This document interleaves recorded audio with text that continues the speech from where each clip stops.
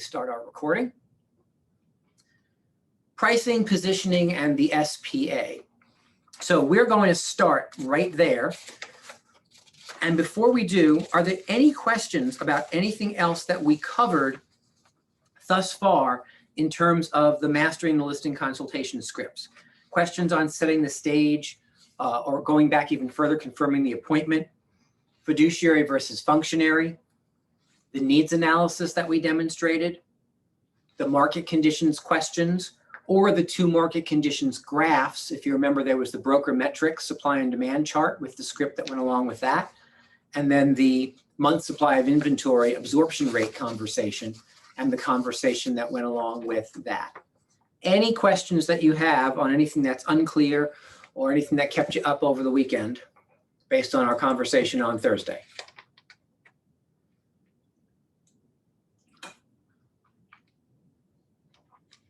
Please, not all at once. Okay then. So let's do this then. Let's dive right in. We are on, so we're still in your packet, Mastering the Listing Consultation. And we are now going to dive into the SPA, right? The strategic positioning analysis. And so this is where we move from kind of a macro discussion to a more micro discussion. The macro discussion would have been the 7 market conditions questions plus the 2 graphs that kind of give people an overview. And remember, really what we're trying to get to with the overview graphs are anybody can put their house on the market. You've got to actually have some level of precision to position it correctly to make sure it sells. Now, guys, I want to just make a point to you. I have had the pleasure of having a conversation with 2 separate sellers in the last 2 weeks. It is so easy to think that in a market that is moving as quickly as this market is moving, that any piece of inventory that you put on the market at whatever price you choose to put it on at will sell. And that is just simply untrue, right? And so if it's not true today, recognize that it's not true ever. Because if there were ever a time where that might be true, it would be right this very moment with the market moving as swiftly as it is and with there being such a shortage of inventory. Both of the conversations I had to have with these sellers were around, well, I thought the market was like on fire for sellers.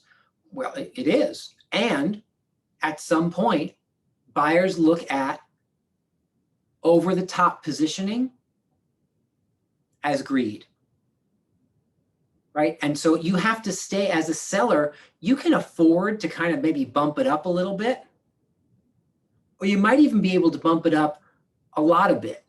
But when you go over the top, all that looks like is greed, and buyers aren't interested anymore, right? You should write this down. Pigs get fat, hogs go to slaughter. Right? And so you have to be really cautious around being a hog at this point in time. It's all right to be a little piggy, be a little greedy. But when you cross the line and you become hoggish about what it is you're looking for as a seller, that becomes a problem. And people will reject the property just like they would reject it if the market were moving more slowly. So again, just to underline, price is always the determining factor in getting a house sold, always. Condition and location are simple factors of price, right? Sometimes real estate agents will argue with me saying, well, no, another reason a house won't sell is because they had a really bad real estate agent. Guys, here's what I can tell you. If you are or have ever experienced a terrible real estate agent who has positioned a property correctly, guess what? The house sells. That agent's skills, or sometimes people say, well, the pictures were just terrible. I'm going to take over at the same price and have awesome pictures.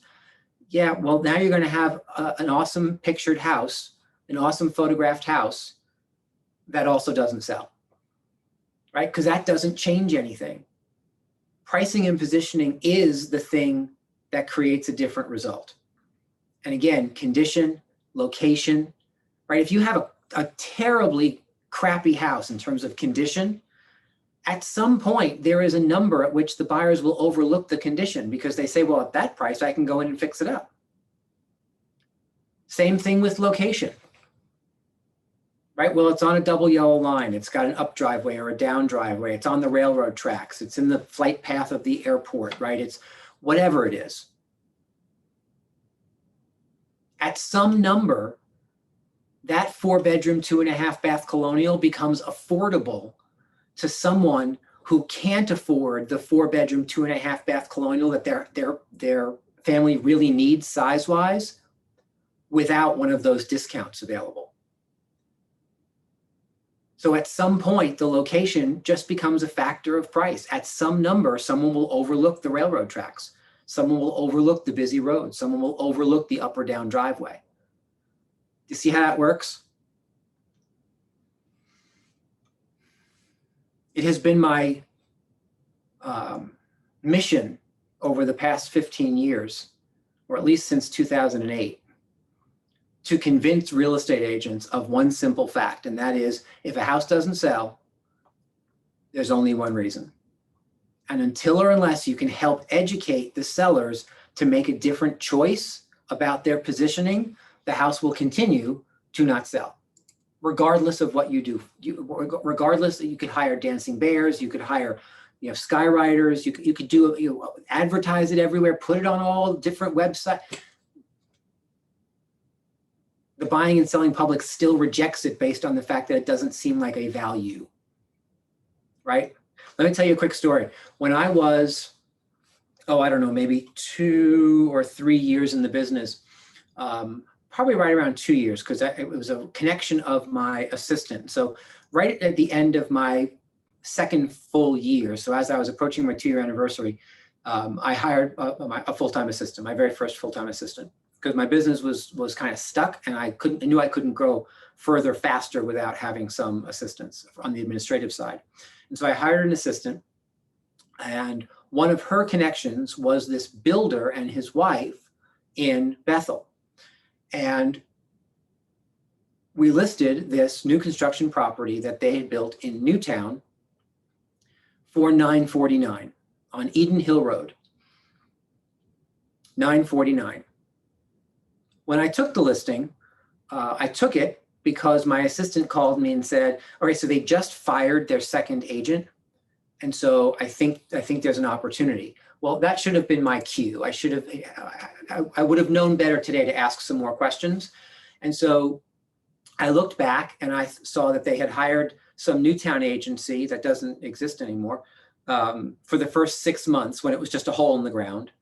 And then they hired actually one of the most productive Reading agents who worked at Coldwell Banker Shaker in Reading to represent the property. Her name was Marilyn. And she lasted about 3 weeks. And then they terminated that relationship and I stepped in. And so I took the property, and about a week into my tenure as the listing agent, I got a call from the previous listing agent, from Marilyn. And she said, hey, Rick, it's Marilyn. I just wanted to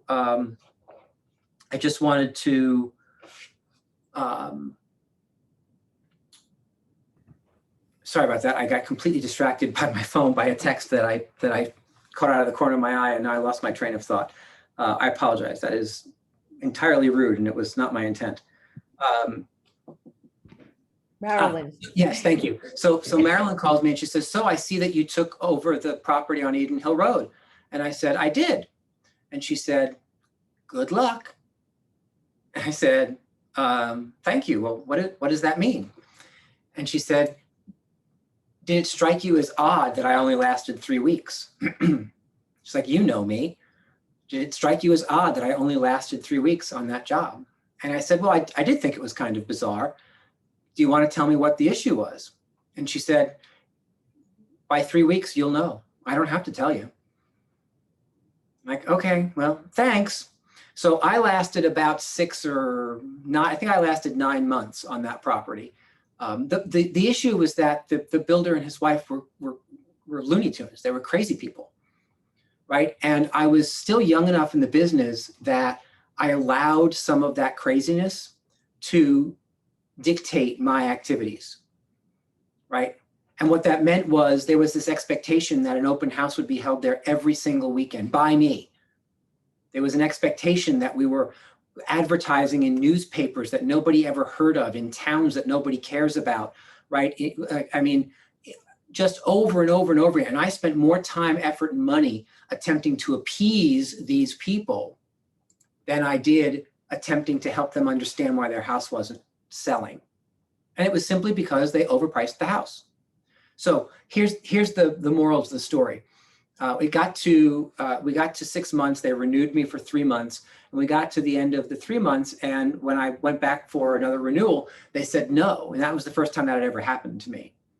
I thought, what do you mean? Like, it's me. How could you say no to me? And they said, well, you didn't get the job done, so we're moving in a different direction. Now remember, I was already number 3. Please note, they went through 4 more real estate agents and finally sold it on real estate agent number 8, 3.5 years later. 3.5 years later. And guess what? They got to be right, because at that point, the market had caught up to their price. And so they got to stand firm and proud and say, see, all those real estate agents told me to reduce my price to get it sold. Do you know how much it costs to carry a new construction for 3.5 years? Between the construction loan and the taxes you have to pay, the town just doesn't say don't pay the taxes. You get a certain period of time. But then once they issue you the CO, guess what? Now you're responsible.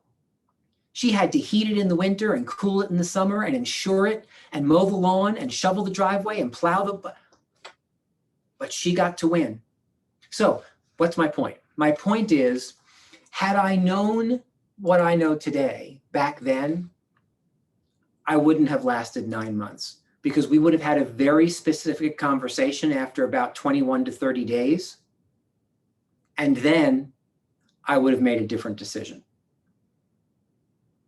You just have to remember that at some point, you're just banging your head against the wall if people aren't willing to look at the realities of what the market actually says. All right, so that was a bunny trail. Let's go back to the SPA. You have it in front of you? All righty. So if it's all right with you, what I'd like to do is kind of read through this script as your agent and have you listen to it from the perspective of being the seller. I want you to hear the through line in this script. Then we'll go back and we'll kind of answer questions and go through it a bit. But for many of you, it's a different path forward in terms of helping people assess the value of their home. Because what you'll find is we ultimately are not giving them a number, right? Too many people think that their job is to show up and say, I think your house is worth X amount of money. Would it surprise you to know that that's an appraiser's job, and we're not licensed appraisers? So therefore, I want you to start thinking about your job as showing up, helping them interpret current conditions such that they can make the best business decision possible. Oh, did you hear it? There was that definition of your job description again. Funny how that shows up time and time again. And yet it's no different when you're a listing agent or pitching to a seller to be their listing agent, right? You're selling your services, but then having a partnership conversation around the market conditions and how the market actually affects them. So let's go through it, and I'll answer any questions that you might have, and then we'll talk some more about pricing and positioning challenges and strategies. So, Mr. and Mrs. Seller, do you have any other questions on the economics and market conditions data that we just discussed? No? Excellent. So if it's all right with you, let's move to a more specific version of this discussion and really focus in on how all of this affects you and your home. Now, in order to be successful and obtain the result that you are looking for, I'd like for us to spend a little time examining the market through the eyes of both the buyer and the bank's appraiser. I'm curious, how does that sound to you? And there'd be an answer. Great. So now first, let's take a look at the best 3 comparable properties to yours that have sold in Wilton in the past 3 months. And we're going to lay out those 3 comps, either on a screen or print it out if they're in front of you, however you're conducting this. I'm curious, have you seen any of these houses?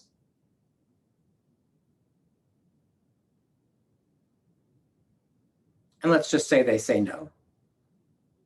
Excellent. So would you take a moment and review each of these comparable homes? Again, I want you to look at them through the buyer's eyes. Now, if you had to buy one of these homes today, like gun to your head, you had to buy one of these homes today, which one would it be? And they pick one of the best 3 sold comps that you just put in front of them. And then you ask, and so why did you choose that one? And they tell you. Excellent. Now, would you agree that this property is basically comparable to your home? And for the sake of moving the through line, they say yes. Excellent. Now, here is a list of all of the current competition in this range. As a reminder, the main data point from the market conditions information we discussed earlier was the word precise. Yes? So when you combine that, the word precise, with the comparable data that you just reviewed, where do you feel you should position your property on this list to outperform any and all of the other properties for sale? And they pick a spot. Let's just say I agree with the spot they pick. Great. I think you're making a fantastic decision. So all we have to do now is sign the contract and allow me to get started. And I hand her a pen. That is the simplicity of this pricing strategy. It is 3 sold comps, have them agree that any one of those 3 sold comps are basically comparable to their home, because if they weren't, you wouldn't have picked them as comps, right? And then they get a list of the actives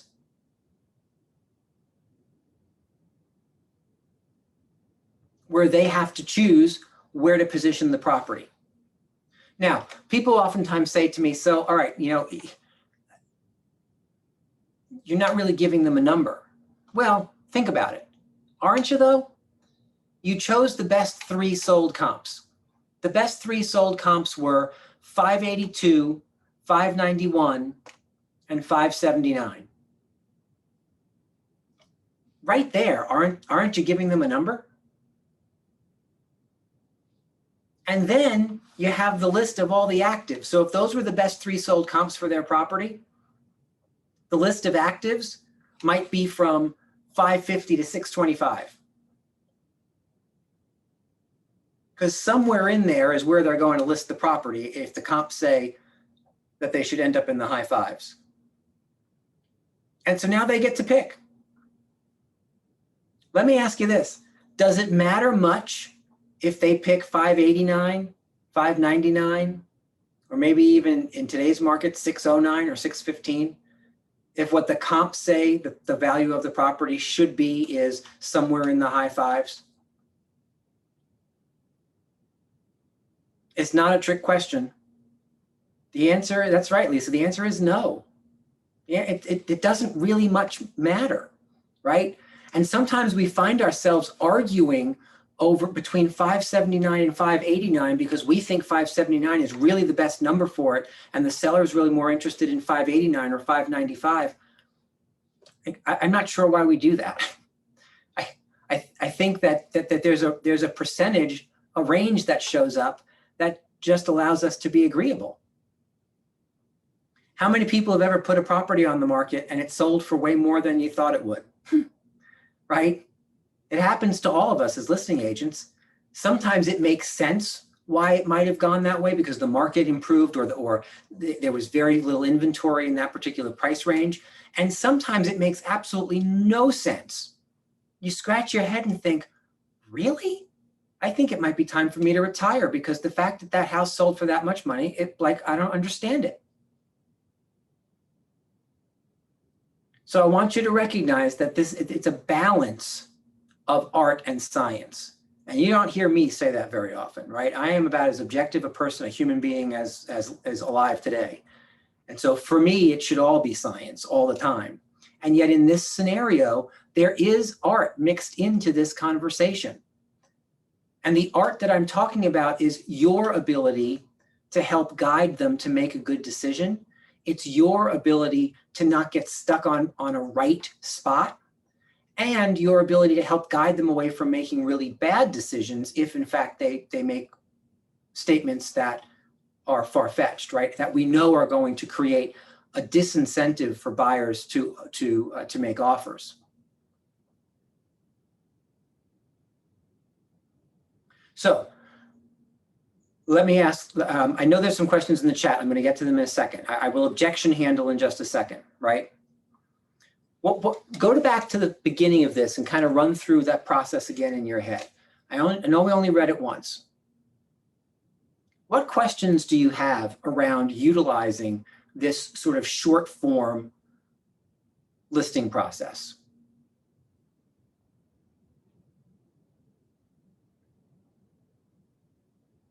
Versus maybe what you heard, maybe how you currently are doing it, how you were trained, how you thought this would go down. Maybe. Go ahead, Christine. I love it. I think it's, again, it's just factual. Here are kind of the statistics, and it's short and easy, and I thought it was great. Yeah, and what's so fascinating about it is, and Christine, you may have some thoughts on this. I don't know about you, but certainly in my listing career, I have done things very, very differently than what we just reviewed. Absolutely. Right? And it takes twice as long. Mm-hmm. And what I find is that it bores the sellers to tears.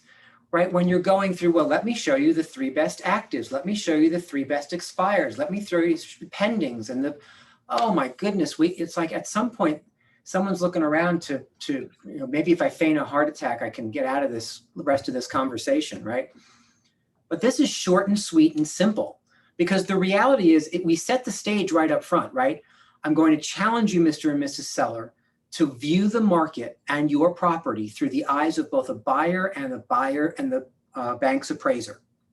That's a key part of the intro to this script. Because when you have people prepped to start viewing things through the buyer's eyes or through the bank's appraiser's eyes, the buyers are the ones who are looking for value, and the bank's appraisers are the ones who bring all the objectivity to the table. So this script basically says, look, we're going to set all of the emotion of owning your property and selling your property aside. And instead, we're going to make decisions based on what buyers see as important, which is value, and the objectivity that a bank's appraiser brings to the table. Do you see how that sets the stage for that? So Rick, I had had something similar come up recently. It's, a $1.3 million home. They're both in finance. So I figured I've got to talk numbers. I did a huge spreadsheet in Excel. It was almost color coded. Like I went over and above and I wrote out the pluses and minuses of everything. They could care less. They're like, cut to the chase. Like, what do you think the home is worth? I was like, you don't want to see all this? And they're like, no, you're the expert. Tell us, why you think your house is worth X. And it would have saved me a heck of a lot of time if I remembered how to do what you just did. Yeah, and so what's so awesome about what Christine just said is, we for those of you who spent time with me on Friday when we talked about behavioral styles, right? And the DISC, the DISC, people in financial services oftentimes we believe them to be high Cs, right? So we want them to be, we want to give them all the facts and the data and the charts and the graphs and do everything in Excel. What's interesting is that sometimes financial services people also come from that place of having a high level of D in them, right? So Ds and Cs are the people who tend to be in financial services, depending on their role or position. And remember that the high Cs oftentimes would like to bottom line it as well, because they're task oriented. Just like the Ds are task oriented, they're not necessarily interested in all the fluff. Usually the high Cs are interested in more of the fluff, but it depends on where they lead from, right? So if Christine was in front of people who really led with their D, who also had a bunch of C in them, that's that cut to the chase version, right? Yeah. And so now we get to say, you know what, you got it. Here are the best 3 sold comps, and here's a list of actives. Based on this data, knowing that these are the 3 likely properties. If your home sold tomorrow, these are the likely properties that an appraiser would choose to justify the loan for your buyer. Exactly. And your list of competition, where do you think you should position the house? Right? Now there's oftentimes a question that I get asked around, why aren't you giving them the number? Why aren't you saying it? Right? And certainly sometimes people will say, well, you know what, you're the expert. What do you think? You know what, that is a great question. And I will tell you that my objection handler to that, you know what, Mr. and Mrs. Seller, that is an awesome question. I will tell you that I get asked that a lot. What I want you to recognize is that I believe that my job here is something different than perhaps other real estate agents bring to the table. And I believe that my job is to help you interpret the current conditions that create and drive the market such that you can make the best decision possible about the sale of your asset. I would never presume to walk into your property and tell you how much it's worth. Instead, I'd like to guide you through the process of determining what the buying public and the bank's appraisers are likely going to come up with in terms of value, and have you decide whether or not that makes sense for you. I'm curious, has someone else come in here and just told you flat out what your house is worth? My goodness, if that has happened, I am sorry. I apologize on behalf of my colleagues. I would never be so presumptuous as to do that. It's your asset. I don't own it.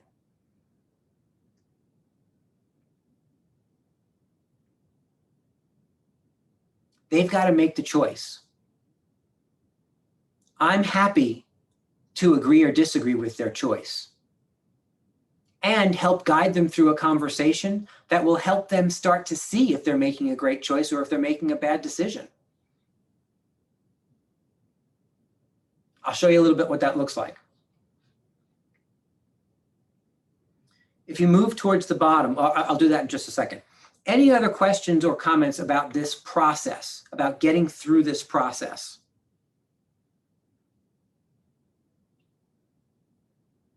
Is it clear? Right? It's pretty simple, right?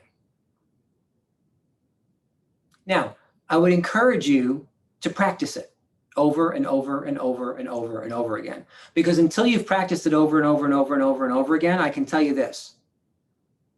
It's easy to slip into a mode of presentation instead of consultation.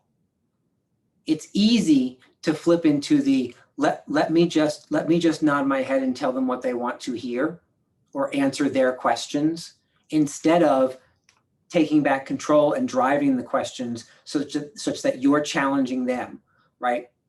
The people who get hired are the people who are courageous enough to challenge the seller in such a way, not to be rude to the seller, but to challenge them in such a way that the seller actually has to put their thinking cap on and say, you know what, good question. Give me a minute. Let me figure this out.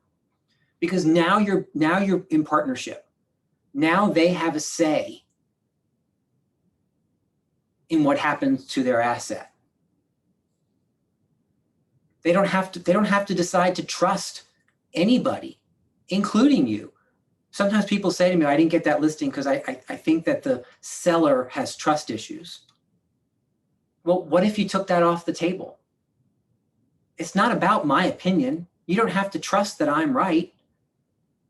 I just brought you the facts that the market presented. They're just facts. They're inarguable facts, right? So talk to me about how these inarguable facts support or don't support the decision that you're making. In other words, what specific evidence based on the data that we just reviewed justifies the number that you've chosen? That's an objection handling script. It's listed at the bottom of your page there. What specific evidence exists to justify that number? That's another way of me saying, huh, that's an interesting choice. I'm not sure I'm seeing that. Without saying I'm not sure I'm seeing that, right? Because it's not about my opinion. It's about it helping people interpret the market. I'll give you another little hint.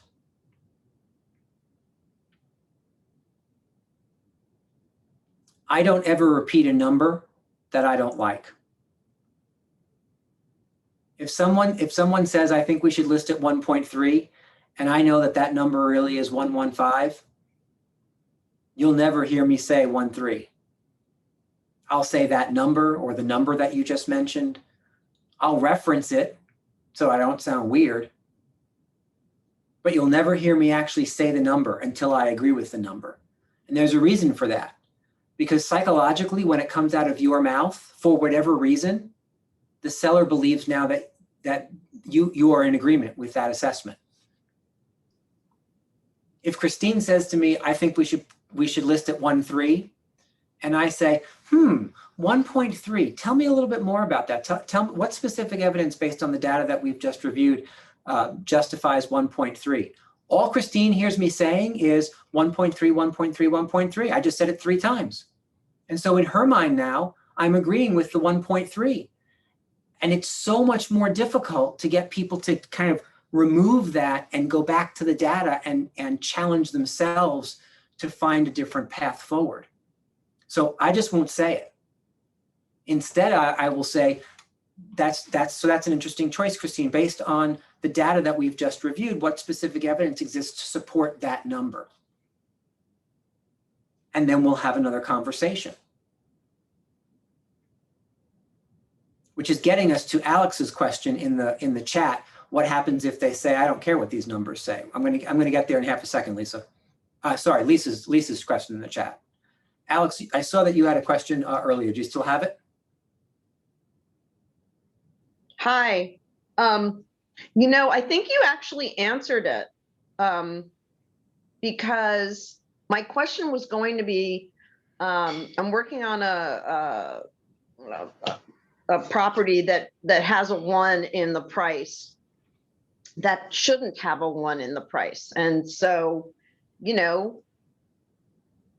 I guess my question would be, if I'm asked, where did that number come from? And can you, show me what the basis for that number is? So when you say a 1, do you mean starting with a 1 versus a 9? Yes, correct. Yeah, right. And so the what I believe is that this process eliminates that question, right? Because this process, you're bringing the best 3 sold comps to the table.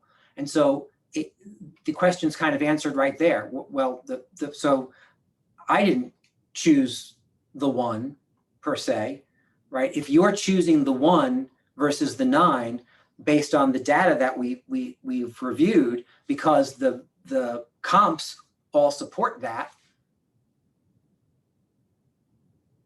Great. Right. Right. It's a more objective conversation than sometimes we and sometimes the sellers want to make it. Right. And remember, there's a reason that sellers oftentimes stay in the subjective. It's because the objective they either don't agree with or they don't want to agree with it. Right. It's just a deflection technique to say, well, but I don't care about any of those numbers. I understand. And so I'm curious, knowing that the buyers and the buyer's representation and the buyer's bank's appraiser are all going to be working from this exact same data to justify any buyer's purchase on your home. I'm curious, do you think it makes sense to pay attention to at least some of the data? Because in this scenario, Mr. and Mrs. Seller, you might be the only person who's not paying close attention to the data. Everybody else involved is going to stay real close to that data. Now, why do they say things like that? Why do they say, I don't care? They don't really mean they don't care. What they really mean is, I want more. Or, I spent a whole lot more and this is going to be a loss for me, and that's disappointing. Or, I expected to pocket more and I've already decided to spend that on my next place. And if I don't get it here, I'm going to have to make different decisions moving forward. And here's what I have found, is that real estate agents oftentimes don't address, those are key pieces of information that you need to help them uncover, right? It's never about you don't care, they don't care. Because they do care. They wouldn't be there with you, and they wouldn't be saying they didn't care if they, I mean, the fact that they said I don't care actually is interpreted as I care enough to actually argue about this, right? So they're kind of proving themselves inaccurate in that scenario. And so if it were me, if someone said I don't care about the data, I think I might start with, well, you know what, I understand that this can be a bit of a tough road forward. Can you explain to me what you mean by that? What's driving some of your decisions? What's really at the root of you being a seller? I'm curious. You said you didn't care too much about the data. Talk to me about that. What basis would you choose to make decisions about? What foundation would you like to see to make a good decision about the positioning of your property? You see how it's all just questions? It's questions, questions, questions. And I'm not saying any of those questions are brilliant or will solve every problem every time. But I will tell you that if you get better and better at asking questions like that, you won't get yourself stuck in a position of trying to be defending a position. Because that is a no-win scenario. If you're standing firm on your 1.1 and they're standing firm on their 1.3, you're just at an impasse. And so what do you do in a scenario like that? I'll tell you my script. Go ahead. Somebody who is that? Who unmuted? Yes. I'm curious if you would. I think that sometimes sellers don't realize that if you price it wrong, it does more harm than good. And you price it wrong, and all that data all of a sudden doesn't mean anything to the people who come in to buy it. Only thing that it means is like, how come this hasn't sold? It's been on the market for so long. And so I feel like they do. It could. I would explain that it could come back to haunt you, to hurt you even more. Not getting. You obviously want to get the most, but you might actually wind up in a situation where you're not even getting the value of the comps. I mean, that might be because time is not your friend, right? Mm-hmm. Time is not your friend. You should write that down because that's a really important concept. Time is not your friend in real estate. And what that means is time is not your friend as a listing agent. The longer the property is on the market, you don't get a higher number the longer it's on. It's not your friend as a seller. You don't get a higher number the longer it's on. Time is not your friend in a transaction, right? You need to keep transactions moving swiftly. Everyone needs to stay excited and engaged. The second people have an opportunity to have a couple of days go by and they start thinking about it, that's when buyer's remorse sets in. That's when the sellers start to freak out that they have no place to go, right? You have to keep everybody's energy and enthusiasm high and moving forward. Time is just not your friend. And so I love that. I love that idea. I would I would rephrase it from the perspective of asking questions, right? So I'm curious, Mr. and Mrs. Seller, are you aware of what occurs when homes hit the market mispositioned and sit for longer than other homes? Ask it as a question, because here's what I've learned over 21 and a half years of speaking to sellers. 95 or better % of the sellers that you talk to are smart, and they completely understand what's going on in the market, the points that you're looking to make based on the data that you've brought, and exactly where they should position themselves. That doesn't mean that 95 or better % of the time they want to be positioned there, right? Knowledge and willingness are two different things. And I find that oftentimes as real estate professionals, we forget that. And we start to speak to the seller as if they're dumb, as if they don't understand why they're so wrong. Let me keep harping upon you why you're so wrong, Mr. and Mrs. Seller, and keep highlighting that. Guys, that's the fastest way to be shown the front door or the back door or the window or whatever, right? So always remember, they know the right answers. They are smart, intelligent, capable humans. They're just stuck someplace. They're stuck on willingness. They're stuck in emotion. They're stuck because maybe there's fear about their move, fear about where they might go next. There's some version of stuck there, but they know all the right answers. And that's why coming at this from a consultative perspective is such a winning game for you. Because most people I know are not used to being consulted at a high level. And so when you bring that kind of skill to the table and you ask really powerful questions, it is difficult for most people to hide from those questions.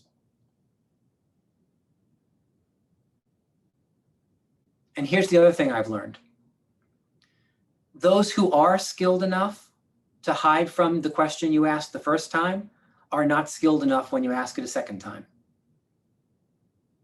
So people say to me all the time, well, what do you do if you kind of use that objection handler? What specific evidence exists based on the data that we just reviewed that justifies that number? Well, what if they say, you know what, I'm not sure. I don't want to play your game of the data. No, I understand. And I understand that the tough position this can be for some sellers. However, I am curious,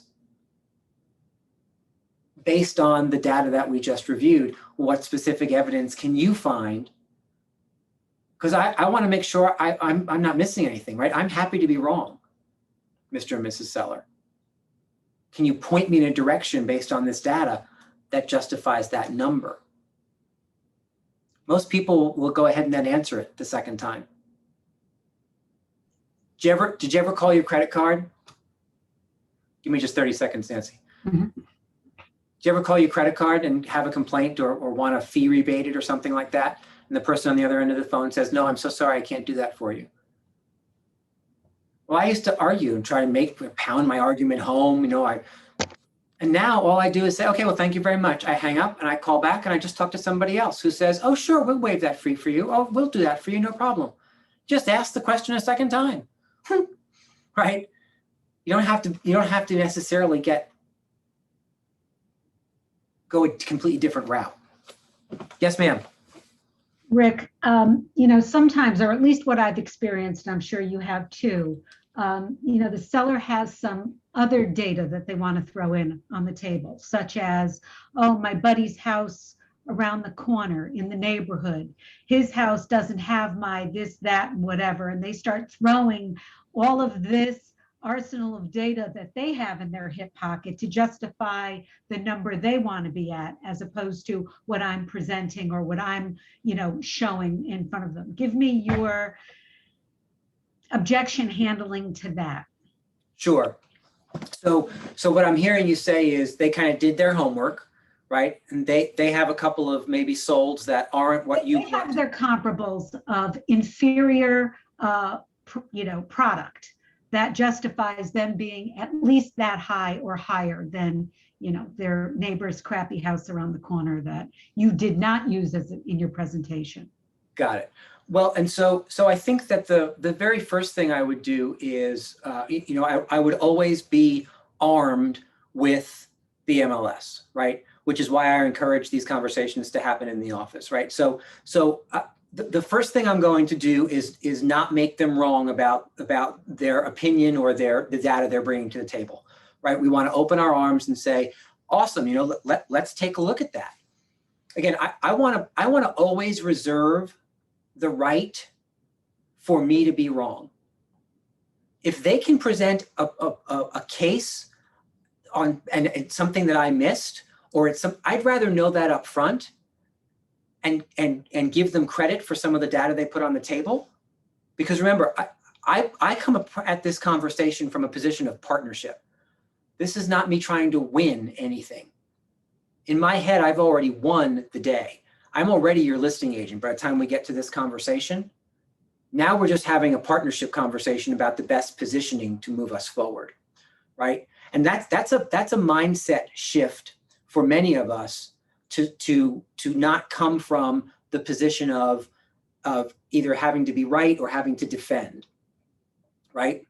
And trust me, no one knows how to be right and be defensive better than I do, right? And it's this learning process that says, okay, well, what if I took all of that and put it in my back pocket and made a decision that at this point they've already hired me, and so now we're just chatting. Now we're having a conversation. So if the scenario that Nancy just put on the table were to come my way, I think the path I would go is first encourage it. Wow, that sounds great. You know what? Do you have the address of that particular property you mentioned? Great, let's jot that down. You know what? Let's do this because I don't have those as one of the best three sold comps. Let's just say it's a property they brought to the table, right? I don't have that as one of my best three sold comps. Let's open up the data banks here in the multiple listing service and take a look at why that might be. And so I would bring that property right on up and let's review it. Let's take a look. Does it at least meet the basic criteria? Is it in the same town? In some towns and cities, is it in the same neighborhood, right? Some towns and cities, neighborhood doesn't much matter as long as it's in the same town. Some towns and cities, where it's located in that town or city has an impact on value, right? So you have to understand the differences between some municipalities. So is it in the same town or in the same neighborhood, depending? Is it the same style? I've already had people say to me, well, that house around the corner, that one sold for much higher. And you bring it up, it's like, okay, well, that's a 4-bedroom, 2-bath colonial. You have a 3-bedroom, 2-bath ranch, right? So sometimes it's a matter of them, the appraiser would never choose that as a comp. And so objectively, now we can exclude that particular property. Is it the same style? Does it have about the same number of bedrooms and baths and is about the same square footage? That's kind of those are the basics, right? The foundational pieces for all that. Now we're popping that on the screen. Does it check all those boxes? If it still checks all those boxes, then I might take a look at the photos, right? Go through the house a little bit. Let's take a tour of this particular property. What does the town have as its assessment? Are there reasons it might have sold for more that are surprising? Maybe at the table, I'll scroll down to the bottom and say, you know what, the listing agent was in my office, or I happen to know that listing agent. You know what, let's give him a call. Let's see what other information we might be able to obtain.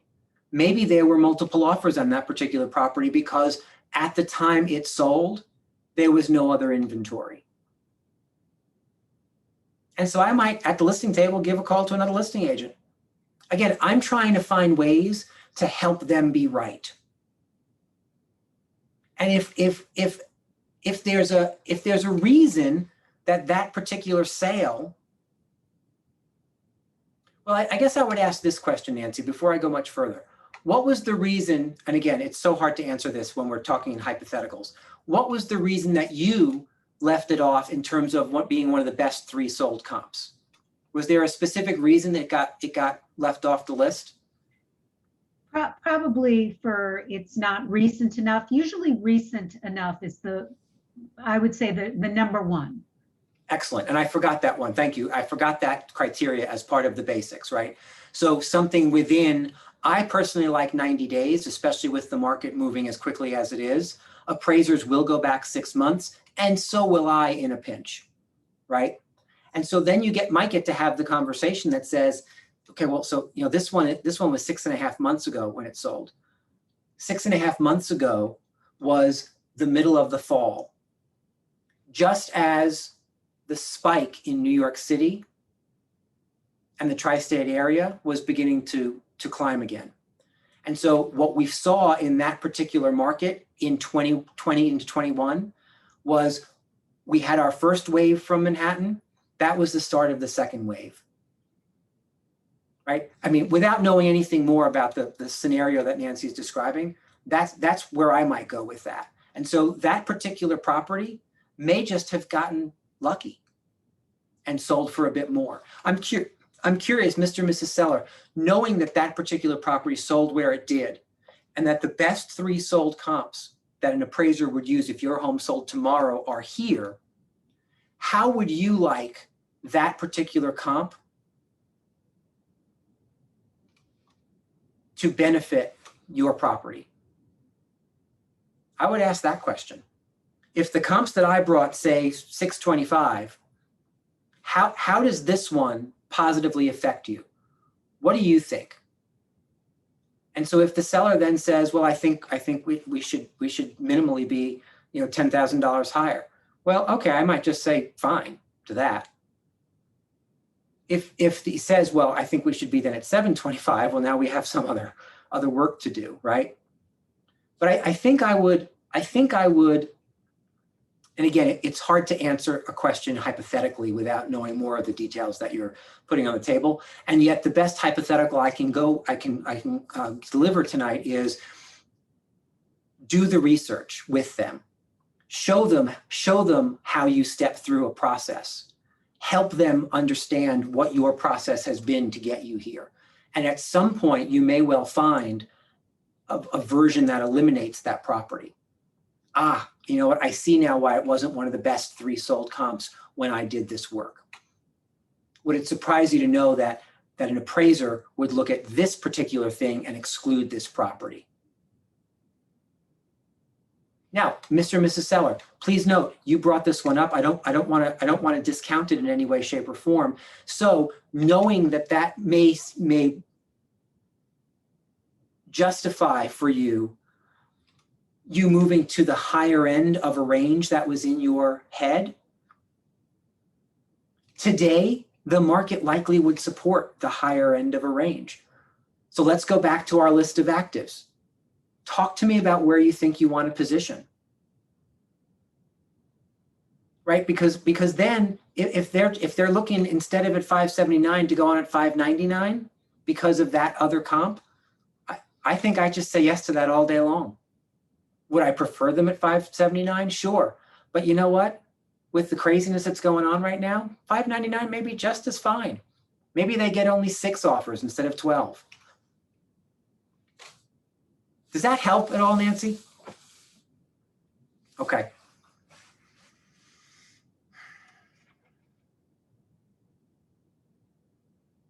Any other questions on initial pricing?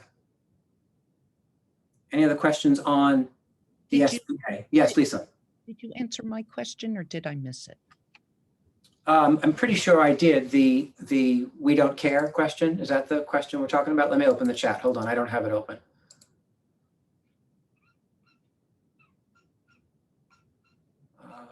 Oh, I'm back too far. I'm back to Jacqueline saying, what an a-hole. Hold on. That was the penny story. Yeah, what if they say, I don't care, I want the price I want? I did answer that. Okay, sorry. Yeah, no worries.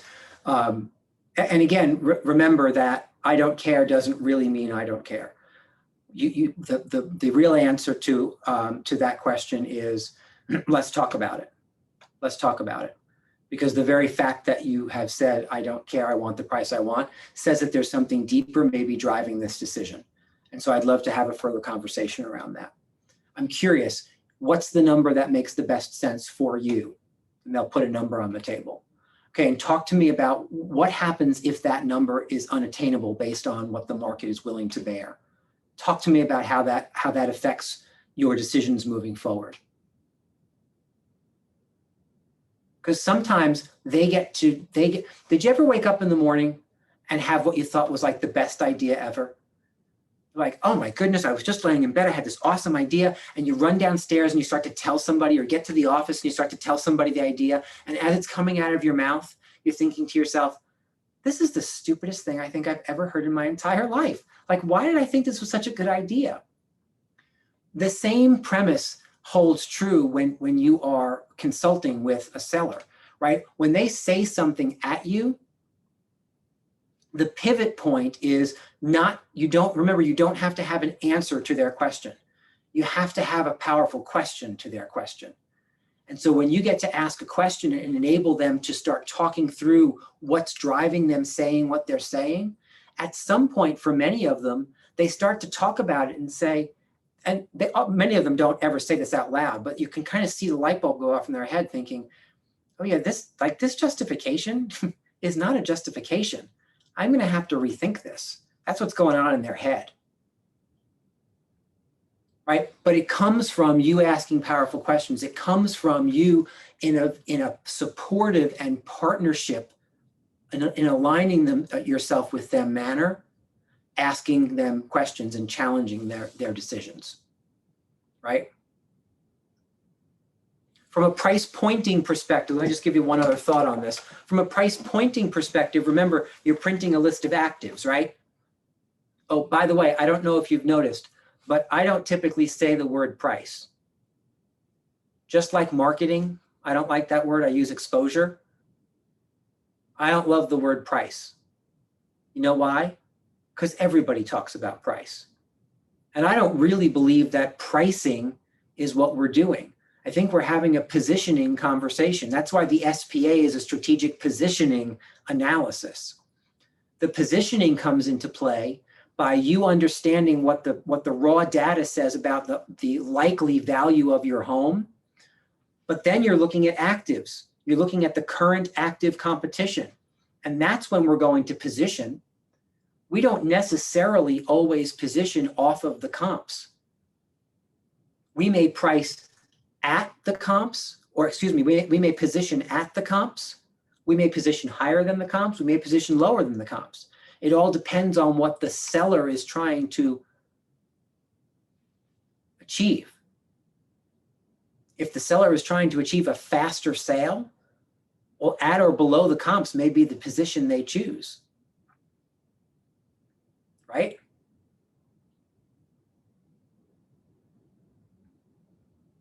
Here's the other conversation I want to seed you with. It's the conversation about competition and negotiation. So sometimes when you run through the best 3 sold comps and you lay out the active list and ask that question based on all the data that we've just reviewed and the concept from our market conditions graphs and conversations about being precise in your positioning, where do you believe you should position your home in this list of current actives, the current competition, to outperform all of the other properties, right? That's the question. You want to outperform. You want the next buyer. You want to be the bride, not the bridesmaid, right? That's the question. And they decide to pick a number that's $50,000 higher, like maybe it's even off your chart, right? You pulled 550 to 625 and they say, well, I was really thinking 650. Hey, wait a minute. I need another piece of paper on top of this one. Hold on. We need to pull a different list.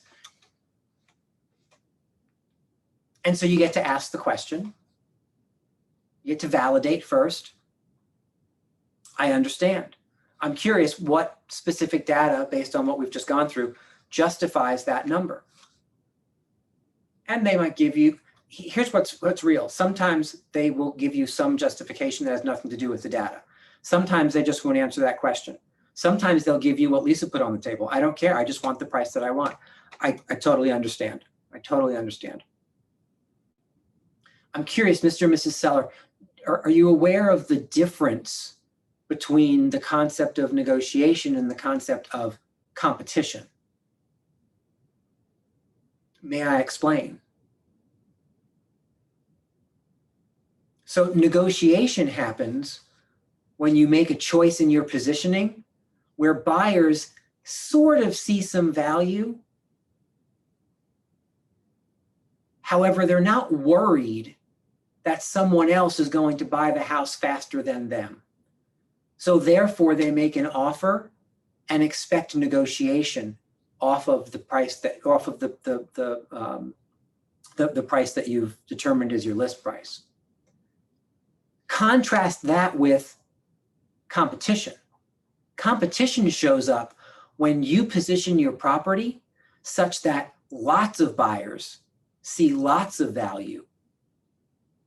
And those buyers that see value in your property, they are instantaneously worried that if they don't act and act strongly, that someone else is going to act and beat them to the punch. So I'm curious, which do you think is better for your bottom line? Negotiation or competition?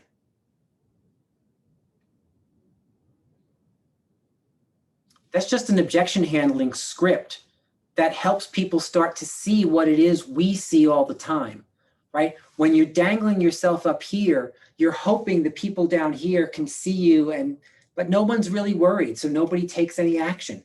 That's why you might get some showings, but nobody's really making offers. The second you position here, well, now value is value is value. That is clearly a value. I bought a house this past weekend. It came on the market. I looked at it. I said, okay, there's value here. There is value here. I made an over asking price offer the morning it came on the market. You weren't allowed to go see it till the next day. I had my offer accepted by that evening before anybody else could get in the house. I went to see it the very next day as well. Because I knew that the second other people saw that, they would see the same value I saw if they were paying attention. So that was a worry price for me. I was worried, so I took action. Mr. and Mrs. Seller, can you see that by creating a frenzy of competition around your property, you may well achieve the numbers that you desire? However, you have to be willing to create that frenzy. And the way you create that frenzy is by positioning for competition, not negotiation. I'm curious, with that information, what do you think the best path forward is? Right? You always have to bring it back to a close. Because sometimes we spout these wonderful things and then we sit there and stare at them. and we expect that they now know that they're supposed to come up with a different number. No, you've got to continue to guide them. Give them that next step. So based on that, does that make sense to you? Yes, great. Based on that information and the data that we have in front of us, what do you think the best step forward is to create? I might even ask, so I'm curious, does creating that frenzy sound exciting? Can you see how that might benefit your bottom line better than the initial strategy of fishing up here and looking for negotiation? Yeah, me too. And so what does that look like for you? Let's go back to this list of competition. Where do you think your home would be most competitive to have the most people fighting for it in the least amount of time? And so I'm curious, are you willing to position your property there? Now, I know what some of you are thinking, because I can read minds. Some of you are thinking that's when the seller says, well, yes, but can you guarantee me multiple offers? And there is a very simple objection handler to that. The answer is no. I can't guarantee you anything. What I can guarantee is that my experience in these scenarios says that the decisions you make here will either create a likelihood or not of competition.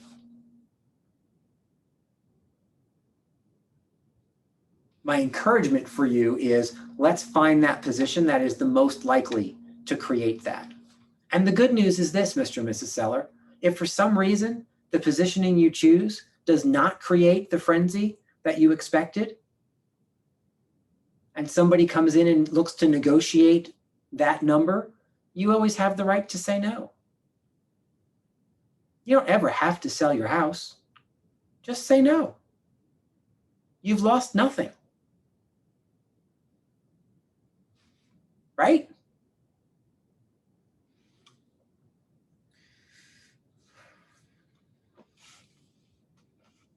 What else? Anything else on pricing?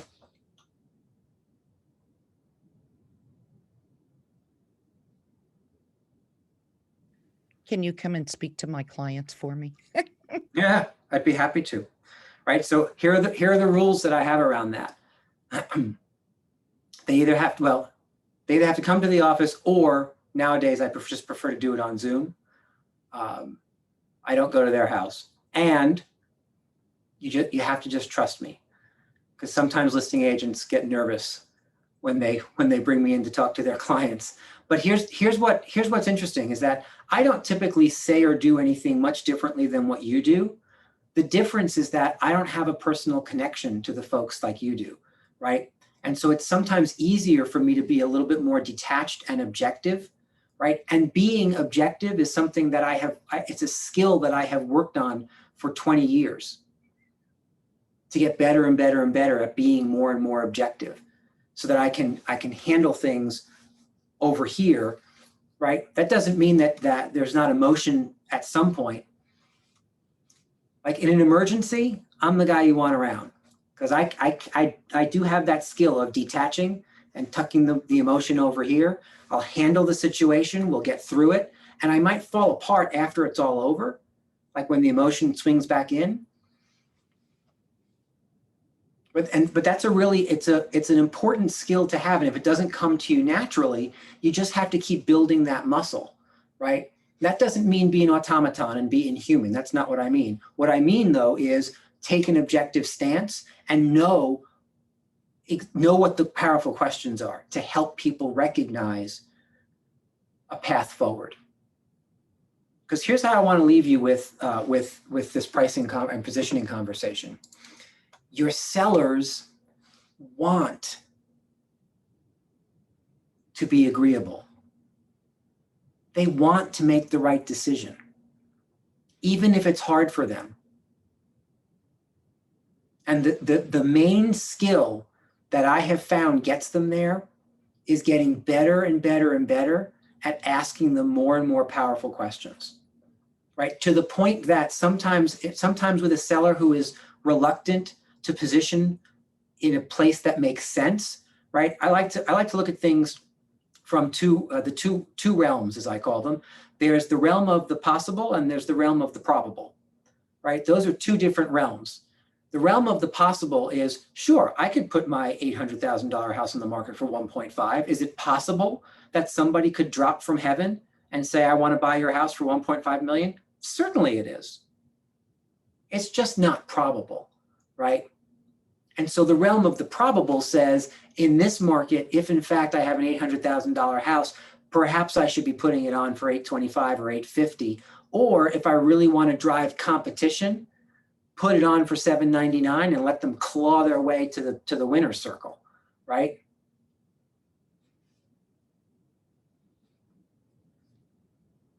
But they do want to be agreeable. We just have to get better and better at asking them questions to help them self-discover the path forward. If you just keep telling them what the path forward is, they will just keep rejecting it. You have to ask them questions to get them on board. Self-discovery in a situation like with stubborn sellers is the key. It is the answer. If they don't self-discover it, They will constantly just point at you and say, you're wrong. You're trying to make me just, you only care about the commission. You. It all becomes your fault. Which is another reason why I just simply will not price property anymore. Because it's a losing proposition, right? If you price property and it sells quickly, oftentimes sellers come back and say, well, see, you priced it too low. We should have priced it higher. It sold way too quickly. Are you kidding? Or if you misprice it and it's too high, well, then it's your fault when 3 weeks or 4 weeks later, you're going back and asking them for a price reduction. Well, what happened to the price that you said it was going to sell at? Do yourselves a favor. Do not ever live in that zone of I can get you. Right? You know that salesman's line, I can get you more. I can get you $950. I can get you $575. Here's what I can tell you. None of you are powerful enough to get anybody anything. And if I'm saying that to you and I love you like my luggage, right? You're not. You don't have sway. You don't have dominion over all buyers. You are not the ultimate purveyors of the market. You can't get them anything. What you can get them is an audience with you to sit down in partnership to help determine and interpret market conditions so that they can make the best decision possible about the disposition of their asset, right? That's what you can get them. But it is a losing game. It is a losing game. I've already had conversations with sellers who say, well, so-and-so says they can get me more. My objection handler to that is, you're kidding. Did they back that up with their own personal checkbook? Because if they did not, I would be really cautious. It's really easy to say, I can get you. However, I brought you the facts. I'm curious, does it make more sense to make decisions based on the facts that all the other parties in a real estate transaction are going to utilize to make decisions about your home's value?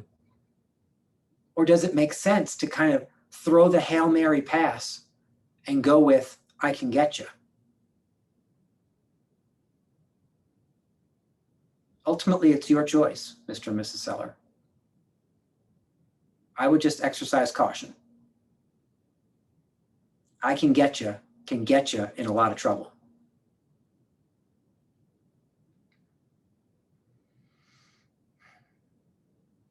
Okay, thoughts, comments, concerns. What are your ahas from our conversation around pricing and positioning?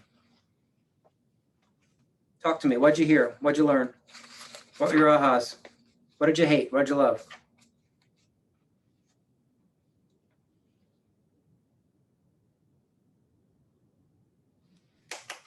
Hello? I've said this to you before. I've said this to you before. My head has just exploded. Honestly, I can't wait to use it. I'm chomping at the bit. Yeah, I love that. Right, I love it. And you know what's cool about hearing you say that, Alex, is that the fact that you're excited by it, that it kind of that some of these concepts or scripts kind of solve that like blow your mind type thing. It means you're excited about it, which means you will use it. You'll focus on it. You will go ahead and put it in play.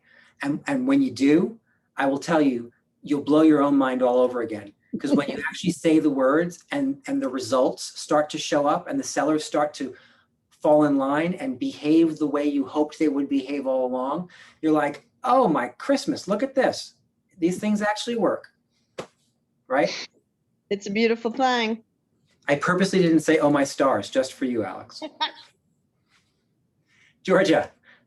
I really like the psychology that you bring to it because, like changing the wording instead of pricing, position, and then even the marketing and the exposure that really got me because you really are, it's a psychological thing. And then not saying the number that you don't want to stick in their head. I think that was really cool too. Yeah. Yeah, and I'll tell you, so much of that has everything to do with always wanting to be different, right? So the genesis of a lot of that for me was, if this is what everyone else sounds like, how can I substitute some of these words to make sure I sound different, right? It was only after the fact that I thought, you know what, some of these actually, they do have a psychological impact. It's more to it than just the psychology of sounding different. And that's when I started to kind of rewrite things to say, wow, you know what, if we do stick with positioning, why is positioning so much better? Because then I was concerned someone was going to ask me, well, why do you keep saying positioning, right? And I wanted to have an answer for that. I wanted to have an objection handler for explaining that. Kind of like the CMA, right? The CMA versus the SPA. Did I give you that script up front? Right, I'm curious, Mr. and Mrs. Seller, have you seen other people? Well, yes. And so likely they've gone through their motions with and presented you with a CMA to help you understand the value of your property. Yes? Well, yes. Oh my goodness, I am so sorry. Right? We've actually moved on from the CMA, as we don't really find it tracks with the current market and gives you the information that you need to make the best decision possible. We've actually pivoted to a process called an SPA, a strategic positioning analysis. Would it be okay if we spent a little time running through that? Right? When I knew I had people in before me, that was my setup, because I wanted to invalidate. I didn't want to judge or call anybody out, but I wanted to invalidate some of the work that was done before me. Right? Because the CMA is like, you know, from the age of the dinosaurs. We don't do that anymore. We work with strategic positioning. And plus, it just sounds cooler, doesn't it? Strategic positioning. Who doesn't want to strategically position their home for the win, man? Woo! So much more exciting than a comparable market analysis, right? Anything else before we move forward? Rick, how do you get around using the two words that come together, listing price?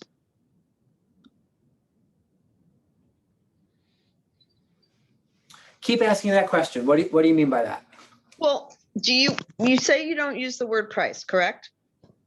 I don't use the word price when we are referring in general. I prefer to use positioning as often as possible. So yes, I don't use the word price until or unless there's no way around using the word price. Okay, got it. So it's not do or die. Yeah, it's not an all or nothing proposition, right? I'd rather talk about positioning, and yet we ultimately are choosing a list price, right? And so I may still, I'm not using a list positioning, right? I'll talk about the positioning, but then we're writing in a list price on the document, and I wouldn't hesitate to transition from one to the other once they've picked a number. Got it. Cool. All right, guys. Carol. Hi, Rick. This was outstanding. What I really like also is the process gives the seller ownership of the price. And like you said, they can't come back to say it's the agent's fault. Hey. Spoken like a listing agent who has had that happen over the years, right? Yes, many times. Right, because that is what happens. And I'll tell you where a lot of this came from. We found that as the market was shifting in 2008 and 2009, right? Now, if you remember, I gave you the very pinnacle of the last height of the market, right? What was the last time the market was way up?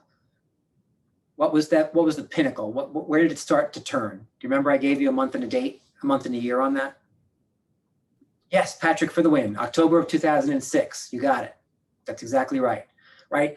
And so 2007, the market was already coming down. It just wasn't in free fall.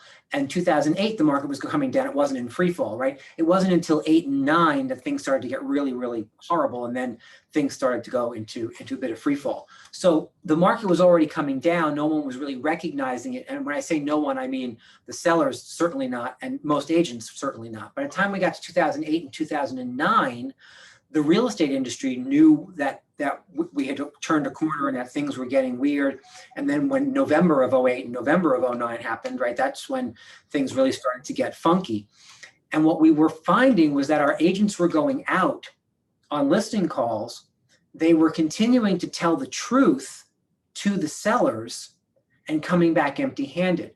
Because what was happening in that time period is that sellers would call a couple of people in, they would listen to their spiel, they would hear their numbers, and they would just stamp the number on the head of the forehead of each of the agents, and then in their mind line up the agents and just organize them and choose the one who had the higher number.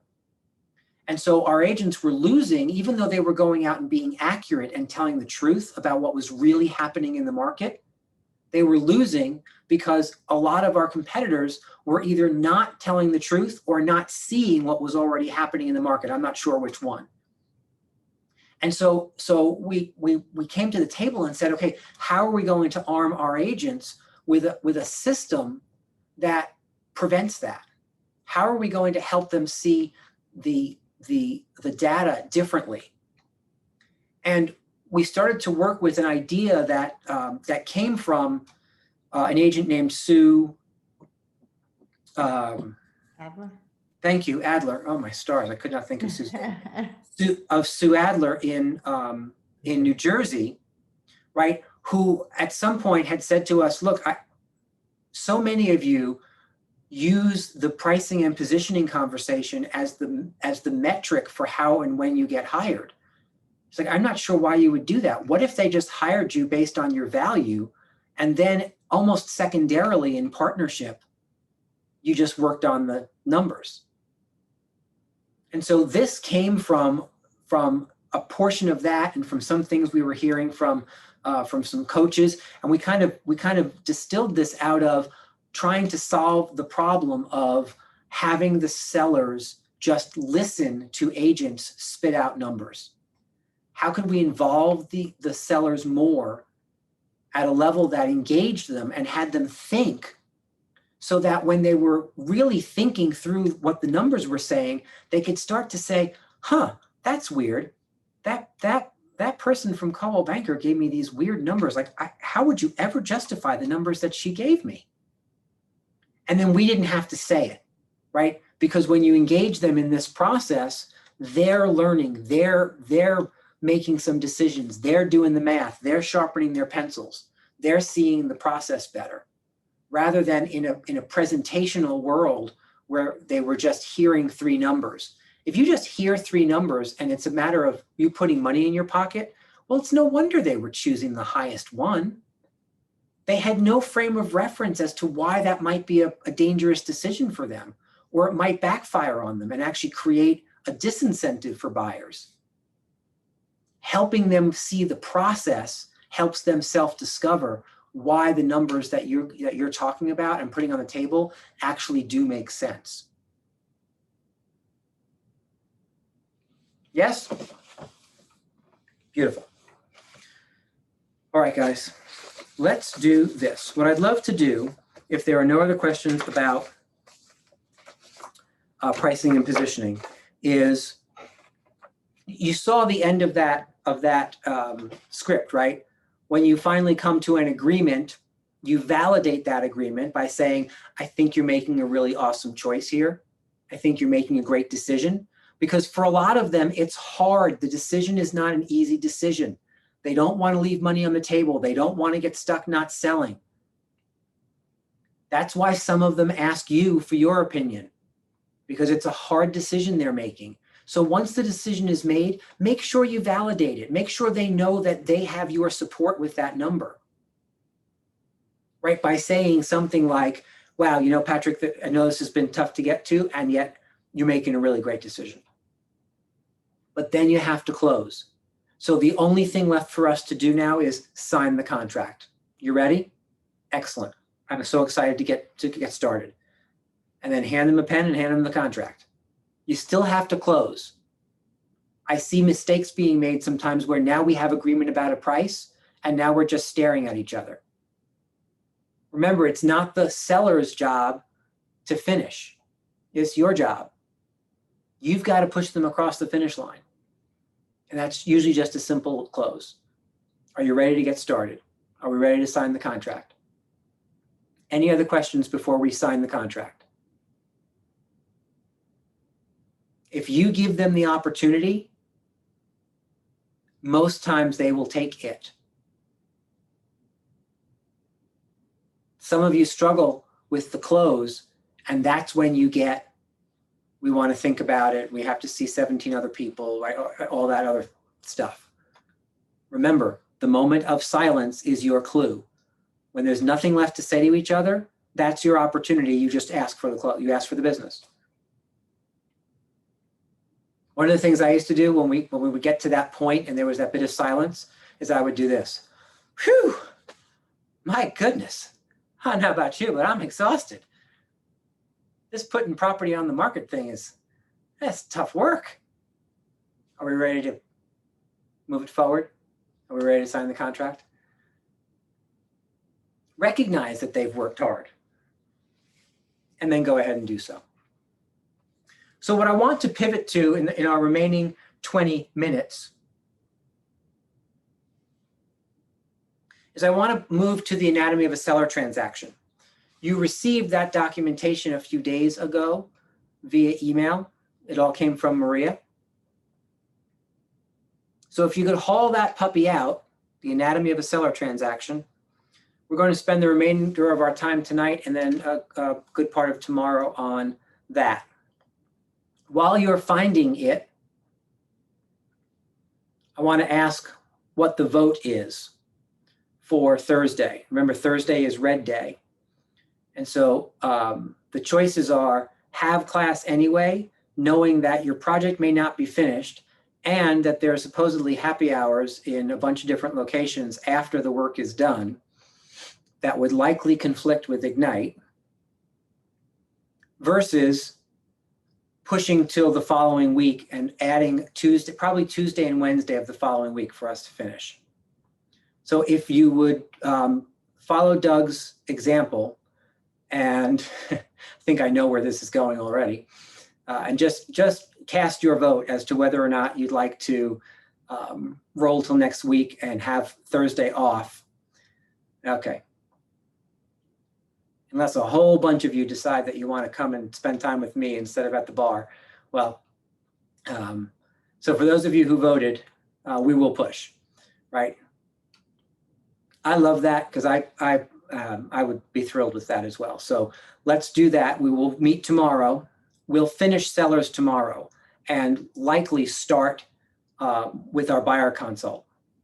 And then we'll have a couple of days off, and then Tuesday, Wednesday, we will finish the buyer consult, go through the buyer anatomy of a buyer transaction, and then close us up for the course. And that will be Wednesday of the following week, whatever day that is.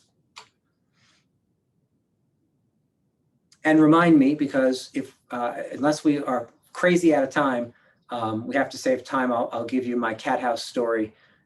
Is typically how I close Ignite. It's a story that's worth, for those of you who have ever heard it, you know, it's worth sticking around to the end, because it's truly one of those stories that you can't believe that it's really real. And so I will be happy to finish up with the cat house story next Wednesday. All right. So the anatomy of a seller transaction.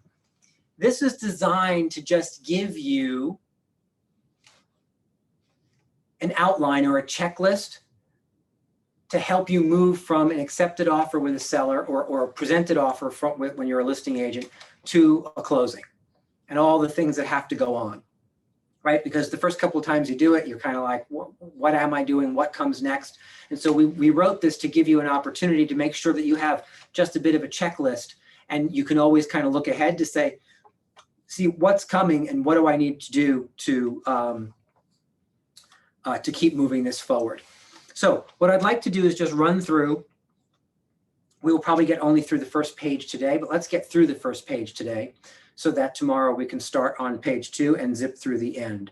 So starting at the top, number 1, receive an offer from a buyer's agent. Check to be certain that all the paperwork is included, right? That paperwork includes the offer written on something, right? An offer to purchase, a purchase agreement, or an actual contract. Copy of any kind of down payment or earnest money that's being put down. A letter from a lender or a broker qualifying the buyer for a mortgage, or if it's cash, some version of proof of funds. And then any signed disclosures or additional forms that may be required depending on the property. You always want a full package, right? And so those of you, I'm not sure where we even did this. We were on something in the last day or two where Debbie Orr showed you what she does in her listings from this moment forward. And so if you weren't on for when we were talking about this, I'm going to describe it briefly, but I want you as homework between now and tomorrow, go and find one of Debbie Orr's listings, right? She lists under Home Vision Group. So go and find one of her listings and look at the agent remarks. There are 2 bit.ly links in the agent remarks. The first one will bring you to a landing page that gives you direction. It gives the buyer's agent complete directions about what she expects and how she expects the offer, where to send it, what to do, what to include, like what I's to dot, what T's to cross, when to pass go, when not to pass go. All that information is on that landing page. I love it as an idea, so that you don't have to chase down documentation or buyer's agents for more additional information. The other bit.ly link is a link to, I think she calls it a buyer cover info sheet or something like that. She pushes people to a Google Doc to gather some information about the buyer and the offer, that when they submit it and then send in their offer, it populates a spreadsheet with all the information, so that if you have multiple offers, this Google sheet is automatically populated with all the information from each of the different fields and questions she asked, so that you can do some comparisons of all of the offers. It's a really great system that she's put in place, that she's teaching next Monday, by the way, as well as landing pages for the first bit tomorrow at 3. So don't forget to join her tomorrow at 3 before we meet at 4 for that. But that's another version of number 1 on this sheet that will allow you to streamline your process as a listing agent. If you utilize some automation and some technology to help buyer's agents be better at what they do, it will save you time and effort on the list side. Number 2, a verbal phone call stating someone is bringing you an offer is not an offer. Right? Just remember that offers show up in writing. And when people call and tell you I have an offer and I have an offer, you can say, that is so awesome. Thank you so much for the heads up. I look forward to receiving all of the written documentation. Please note in the listing that I have a bit.ly link that you need to go and follow to get me all the documentation I need, as well as my buyer info cover sheet on the Google sheet, also included in a bit.ly link in my instructions. Right? Just direct them back to that so that they have all that. Just be careful that you're not taking information from buyer's agents who verbally tell you something and running back to the sellers with that. Because what happens over time is the buyer's agents are too excited. They don't really have an offer coming, or they thought they did, and then the buyer changes their mind. And your seller is sitting waiting for this offer because you went and said, someone told me they're bringing an offer. So it ends up making you look bad. The seller's disappointed. Just not a good idea. Until you're holding it in your hand, there's no reason to have a conversation with the seller. Number 3, if dual agency exists, do make sure that you're following the rules of dual agency. As a listing agent, that means you've received the dual form with consent from the buyer, that you will then get consent of the seller which you will then as the listing agent send to me to make sure the brokerage consents. And once all three parties, the buyer, the seller, and the brokerage have consented, that's when you can bring the offer to the seller. Sometimes buyer's agents get really excited and send you everything all at once. I'm going to ask you as listing agents to be the second line of defense there. If the buyer's agent send it prematurely before that document is all signed, you be the gatekeeper on that and make sure that you hold on to the offer until all three parties, buyer, seller, and brokerage, have consented to dual or designated agency. And one last reminder, in that scenario, you are not an authorized agent of the brokerage, which means on that document, you need my signature on the brokerage side. Number 4, once you've verified that all the paperwork has been received, call the seller and inform them that they have an offer. If possible, arrange a time immediately to meet with them to present the offer or offers, right, in person. If in person is not possible, get all the decision makers on the phone, or even better nowadays on a Zoom call so you can share your screen and see their faces and have a dialogue with them. I do prefer that the sellers have their own copy or copies of offers. And if you have multiple offers, have some sort of a grid or a spreadsheet that can be used to help them parse through all this data, right? It's a lot for everybody. So the easier you can make it, the simpler it will be to discuss. Number 5, review the offer with the seller. Let me say one other thing. If you get an offer at 1 o'clock in the afternoon and the sellers really can't meet until they're home from work at 7 o'clock, I do not encourage you to send along the PDF of the offer at 1:15, knowing that you're going to meet with them at 7. If you're meeting on Zoom, send it 15 minutes before the Zoom call. Why? Why am I mentioning that? What's the big whoop about that? Because they'll sit and start to review it and start to form their own ideas, decisions, etc. Yeah, that's exactly right, Lisa. Right. And in that scenario, now they have 5 or 6 hours to either be upset by it and you're not there to help them understand why they should be excited. You're not there to help explain things if they have questions and they may misinterpret things by reading them without you there. Right. So it just creates hours of angst that just aren't necessary. Right. So you can call them, set the appointment, let them know right up front, I'll be sending you the documentation about 10 minutes before, just in case you want to print it out and have it ready. Or if you want to have it on the screen, whatever, you'll get about 10 minutes before we meet at 7 o'clock. Just set the expectation, right? And if they say, could you send it along earlier? Say, you know what, I'd rather not, because that allows me not to be with you when we're reviewing those offers. My policy is to just send it along 10 minutes ahead of time, and then we can go through that together. Right? It's okay. Just you have a way that you run your business, and it's for their best, in their best interest. It's for them. Don't be afraid to just go ahead and push that. Stuart, did you have a question? Oh, Rick, I was just going to say no surprises. Yeah, exactly right. Exactly right. Number 5, review the offer with the seller. Do this in an upbeat and encouraging manner, no matter what the price and terms of the offer are. I know that sounds ridiculous to have to say out loud. And yet, guys, I can tell you, I still to this day hear agents talking to sellers as if their best friend just got hit by a bus. Hi, it's Rick. I'm sure you got the offer by now. Oh, man. I don't know what these people were thinking. I mean, it's like they're trying to steal the house from you. Don't shoot the messenger. I mean, I told that that buyer's agent that this was not going to fly. So, let's start getting into it. If you think I'm exaggerating, there are some of you on this call that know I'm not, right? And here's the point. Any offer is a great offer.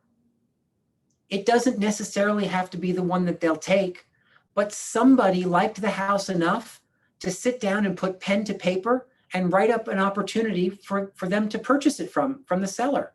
There's no reason not to be excited about it. Being excited and the seller saying yes are two separate events. And you've got to help them keep them separate. And the way you help them keep them separate is by you keeping them separate. It's always about excitement, because you've heard me say this a bunch of times, you are always modeling behavior for your clients. You're modeling behavior for your sellers. If you call them like Eeyore, well, guess what? They're going to answer like Eeyore. If you call them excitedly saying, hey, guess what, Patrick, I'm really excited. We have our first offer. I'm excited to go through the terms and conditions with you. Let's sit down and do it. Well, now Patrick's going to be excited. He can be excited about getting his first offer and still be disappointed with some of the terms. Those two things can happen simultaneously. And too many of us think it's all or nothing.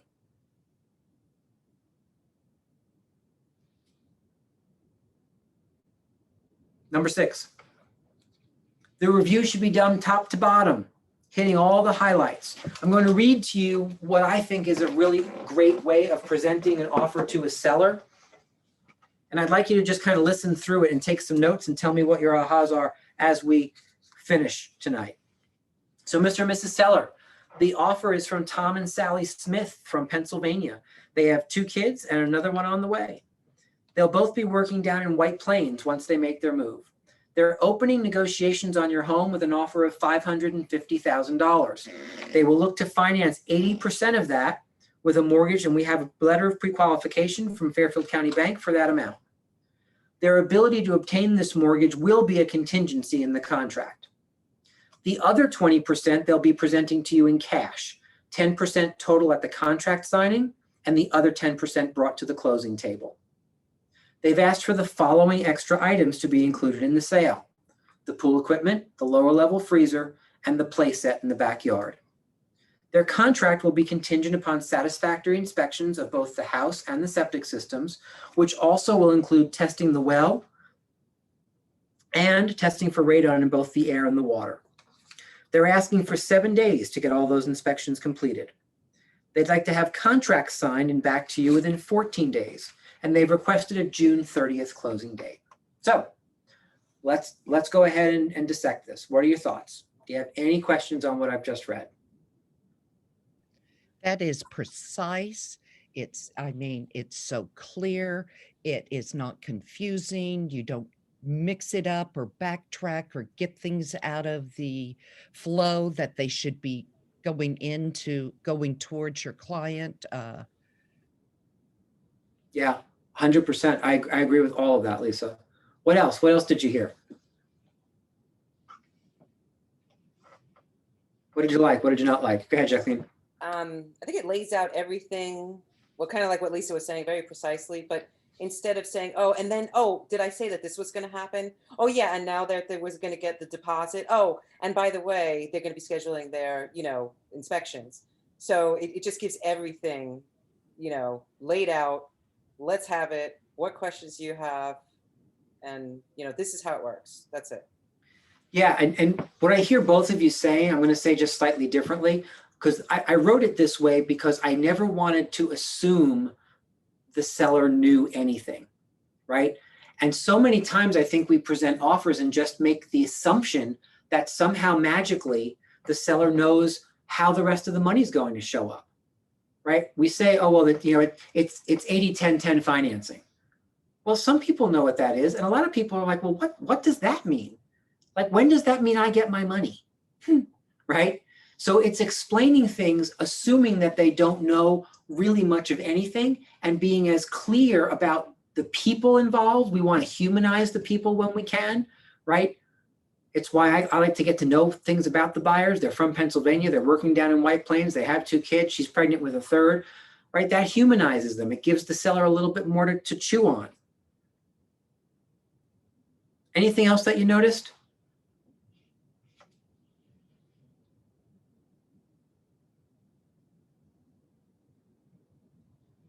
There's one thing I want to make sure that you underline in here, and that is they are opening negotiations on your home with an offer of $550,000. That's a very different statement than the offer is for $550. Do you see how that communicates two very different things? The offer for 550 has the seller thinking, oh my goodness, 550. The house is on for 599 or 625. Now what are we going to do? We thought we would get so much more. Instead of saying they're opening negotiations at $550,000. And now the seller's thinking, oh, okay, well, that's probably not going to work. But if that's the opening bid, how can we move them up? Now the seller is thinking the way I'm already thinking, which is how do we move them from where they are to a place that makes sense for everybody, that the seller's willing to say yes to? But just saying the offer is for 550 doesn't really accomplish that. And so again, some of you are thinking, wow, some of this just sounds like semantics. I can tell you that having delivered offers to hundreds of sellers in my career, it's not just semantics. They respond differently based on how you deliver the information. They want to know it all. They want to understand it so they can make a good decision. They want to hear the word cash, which is why we call the rest of, frankly, even if you're getting a mortgage, all of it comes to the table as cash, right? But sellers like the word cash, and there is cash involved. There's cash up front, there's cash being brought to the closing table, and oh, by the way, the bank's going to send a whole big bucket of cash too, called a mortgage. So take this as an example. I will tell you quite honestly, because I'm a preparation guy, right? And so I liked to write out my conversations. I still do it today. Right? A lot of you are on the 9 o'clock Zoom calls. And on my Wednesdays and Monday and Wednesdays, I do a lot of yapping. And the night before or the weekend before, I do a lot of writing in order to yap, right? Because the things that I do and say are very rarely off the top of my head. Again, I'm a preparation guy, and so I need to be prepared. I need to write those things out. I need to move them around. I need to see how they look. I need to commit some of it to memory. I need to know it well enough that I can speak to somebody and only reference notes without having to just read it. And so when I was delivering information to sellers, I would write these things out for each of the offers so that I could make sure I was giving everyone what they needed and to make a really great decision. I didn't rely on my memory, because when you rely on your memory, sometimes that goes sideways on you, right? Especially when you're 51. Rick, one question. Yes. Is there a way to compress that, to present it when you do the offer? Because I'm finding now that all agents want is just send me the offer and then they just forward it on to the seller. And I usually try to do a little intro in the email, so it's not just bam, there's the offer. Yeah, so remind me, I will bring to you, I'll put on the screen and I'll email it to all of you. I forget, it's called there's a tool that Debbie showed me that she's using as listing agent right now that will solve some of that, Lisa. I can't remember what it's called. It's like a highlight sheet for an offer. I'll have her send it to me and I'll deliver it to you guys tomorrow first thing, so you have it. All right, guys. We are out of time. I hope that was helpful. I will look forward to seeing you tomorrow at 4 o'clock sharp. We'll finish the anatomy of a seller transaction and then move into buyers. So do watch mid-morning tomorrow for your buyer consult scripts to arrive via email. Have an awesome night. We'll see you tomorrow at 9 o'clock sharp.